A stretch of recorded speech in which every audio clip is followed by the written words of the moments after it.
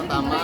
Yang kedua, saya ngucapin terima kasih karena tayang kemarin ya di tanggal 25. Yang pertama, alhamdulillah viral dan trending di mainstreamnya. Jadi buat saya mudah-mudahan ini jadi sesuatu tontonan, bukan hanya tontonan aja tapi juga jadi sebuah tuntunan gitu. Mas Eko, Kalau Baruka menjadi seperti produser sendiri seperti apa nih? Ya artinya kan saya gini loh, di teman-teman punya ide dan gagasan cerita tentang yang relate sekarang, anak geng motor tapi masa lalu gitu ya, dan sekarang punya anak, gimana sih nyikapinnya? Saya bilang bagus, ayo bikin gitu.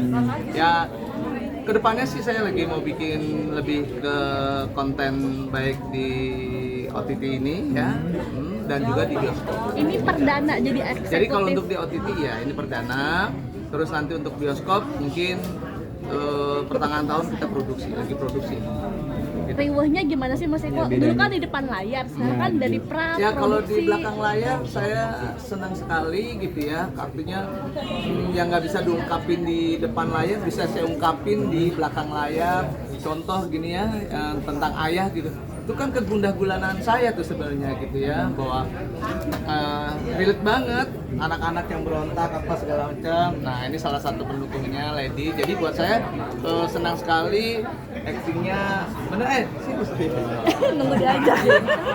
istri saya Kok gitu. ini pesan juga buat anak-anak lu juga gimana apa? Ya artinya gini lah, pembelajaran buat bapak pertama gitu ya. Kalau buat nyikapin anak tuh jangan dari sisi lain aja gitu ya. Karena saya yakin anak juga pengen punya sesuatu yang bisa memberikan manfaat buat nama besar keluarganya gitu. Kalau selama ini kan kita lihat bapak tuh pasti pokoknya. Lihat dulu anaknya gitu. Kalau saya lihat sih seperti itu. Bener kan? Betul banget. Nah, lo bikin ide cerita ini emang untuk khusus untuk bapak-bapak yang punya anak perempuan gitu. Ya artinya nggak hanya perempuan aja, kan ada laki tadi. Pokoknya ini didedikasikan buat orang tua dan anak-anak bahwa begini loh. Kalau ada gap jauh gitu ya, pasti nanti akan terjadi yang namanya miskomunikasi. Nah, ini yang terjadi. Mas Eko, Pernah alamin kayak gitu kadang-kadang kan anak Oh iya pasti ada mis kayak gitu ada gitu ya. Ayah nggak tahu sih, ayah mah nggak ngerti. Sekarang lagi zamannya begini. Oh saya ngikutin. Dan alhamdulillah anak saya sekarang terjun di dunia entertain juga. Mas Eko mau nanya itu lebih nyaman untuk di depan layar apa di balik layar sih Mas Eko? Sama-sama nyaman ya, cuma Ini bini lo ya, dengan anak balik sini Mas Eko. Kurang ajar dia. Mentang-mentang suami saya nggak ada. Mau deket sama Cai. Gue mau deket. di sini lah. Jadi saya ngelihatnya sama-sama enak lah di belakang layar sama depan layar. Cuma kalau di belakang layar ada plusnya. Yang nggak bisa diungkapin di depan layar bisa saya terjemahkan di belakang layar. Contoh kayak begini, kegundahan sebagai seorang ayah tuh bisa diungkapin dan sebagainya. Gimana rasanya Mas Eko?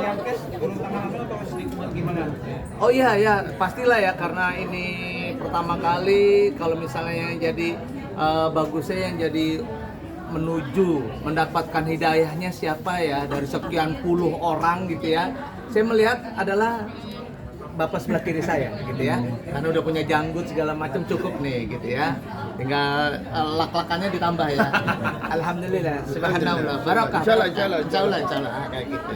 Dan kenapa jadi mamahnya Lady dan juga Tias, karena kondisinya saya melihat ya banyak gitu yang kita casting tapi akhirnya saya pilih mereka. Alasannya ada, ya pasti yang pertama tadi lihat filmnya kan bagus, mereka benar-benar mendalami seorang ibu yang udah punya anak besar, padahal belum punya anak besar ya. Belum, aku mau punya anak. Gitu ya. Batias, tergabungnya dengan Mas Eko, perasaannya gimana? Bahagianya gabung dalam film ini? Seneng lah. Sebelumnya kan juga sering udah dengar sama Mas Eko, di komando juga. Terus sekarang dapat kesempatan. Kebetulan semuanya nih, semua timnya tuh kenal sama aku udah lama semua. Dari sahabat aku, sama juga udah kenal sama aku udah lama banget. Jadi emang kayak project ini sih, project senang-senang sebenarnya nih. Jadi project yang teman-teman semuanya. Terus baca ditawarin, terus kitanya ini one of a kind sih. jarang banget nih yang begini series-series karena sekarang biasanya kan series-series biasanya anak-anak ABG, percintaan. Nah sekarang tiba-tiba ada nih nongol series love and relationship antara anak sama ayah yang memang itu sebenarnya sering banget terjadi ya mas ya? Iya, sering banget terjadi, cuman mungkin nggak pernah terlihat dan nggak pernah kita bikin selama ini di film, di sinetron, di manapun lah. Katia mungkin jadi sebagai calon ibu apa sih yang bisa diambil? Banyak sih kalau sebagai calon ibu ya mungkin sebenarnya nih aku nih karena belum punya anak banyak sih ya kalau melihat masa kini banyak banget ketakutan aku sebenarnya karena pergaulan sekarang banyak orang-orang yang banyak nggak ada logikanya, banyak orang jahat lah istilahnya gitu, jadi banyak hal yang memang aku takutin. Jadi belajar dari sini ya itulah komunikasi antara anak dan orang tua itu nomor satu. Ini itu yang akan pastinya untuk kedepannya nih ya, biar anak juga kita bisa lebih jaga hubungannya sama orang tua, ya itulah komunikasi yang paling penting.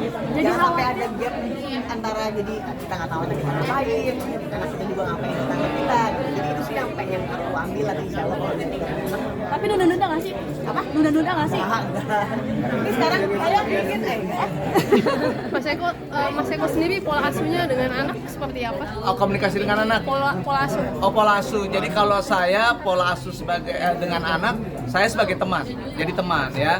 Jadi artinya sekarang udah nggak bisa tuh main perintah-perintah aja kalau tanpa ada alasan, dilarang tanpa ada alasan. Ya dia mau yang benar-benar logik, nggak bolehnya kenapa gitu loh. Kalau sebagai ya kan, sebagai orang tua dia maaf ya lu orang tua gue, tetapi kalau lu ngelarang kenapa gitu loh. Lu boleh, kok gua nggak boleh? Kan udah sama-sama dewasa gitu. Jadi ya udah jadi teman gitu ya. Dan yang kedua saya nggak pernah mengajarkan dia berkompetisi. Dari dia PAUD, TK, SD, SMP, SMA, bahkan kuliah. Nggak pernah tuh, lu rapot lu merah nggak? Lu dapat berapa? Lu juara berapa? Nggak pernah. Saya yakin dia punya tanggung jawab dan alhamdulillah dia mengerti itu. Gitu. Jadi memang udahlah, kalau buat saya sebagai orang tua jangan soto ya. Jangan so tahu gitu loh, apa-apa tahu ayah gitu. Pokoknya ayah maunya begini, pokoknya sotoy hindarkan tuh sebagai ayah. Sekarang adalah lebih bagusnya adalah berteman, bersahabat, sharing, dan bahkan kalau bisa nemenin dia untuk jalan dan sebagainya. Bahasanya apa kalau kita berdua tadi lu bilang bahasanya ketemu berkualitas apa yang bagus? Quality time. Nah, itu. Oh iya Mas Eko, untuk kedepannya Mas Eko, untuk kedepannya Mas Eko kan anaknya udah gede-gede nih. Nah terkait itu apakah ada yang ngikutin jejaknya bapaknya atau bagaimana atau hanya bebas gitu? Oh, Nah, ya jadi kalau anak yang kedua sekarang kuliahnya di multimedia. Naila, walaupun dia udah nyanyi, udah punya, dia entertain juga. Yang anak pertama udah selesai kuliah dan sekarang ini yang bikin dia.